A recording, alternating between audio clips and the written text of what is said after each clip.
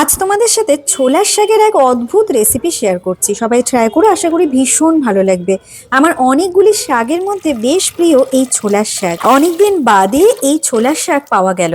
দেখেছোই তো কিভাবে বেছে নিয়েছি। মাঝের ডাঁটটা বাদ দিয়ে শুধু পাতাগুলোকে আলাদা করে নিয়েছি। এদিকে মাসকলাইয়ের ডাল, সেটা ভালো করে ধুয়ে এখানে সেদ্ধ বসিয়ে দিচ্ছি।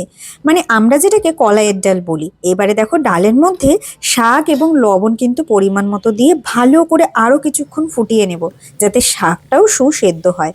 এখন এতে বেশ খানিকটা পরিমাণে আদা বাটা আর পরিমাণ মতো হলুদ দিয়ে নেড়েচেড়ে আবারও কিছুক্ষণ এটা সেদ্ধ হতে দেব। এই সেদ্ধের কাজটা কিন্তু বেশ ধৈর্য ধরে করতে হবে, অনেকটা সময় লাগবে। ভালো করে সেদ্ধ হয়ে গেছে।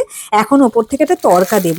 এখানে আছে শুকনো লঙ্কা, তেজপাতা, কাঁচা লঙ্কা আর পাঁচফোড়ন। ভালো করে যখন এরকম টকবক করে ফুটে যাবে, তখন ডালের মধ্যে দিয়ে সঙ্গে সঙ্গে ঢাকা চাপা দিয়ে রাখো। গরম গরম ভাতের সাথে সার্ভ করে দেখো, দুর্দান্ত লাগবে। রেসিপি ভালো লাগলে সাবস্ক্রাইব করে আমার সঙ্গে থেকো।